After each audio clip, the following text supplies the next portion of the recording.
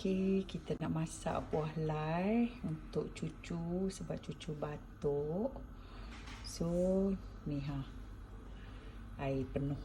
Okey. Penuh. Dan tutup. Masak sampai air dia tinggal separuh.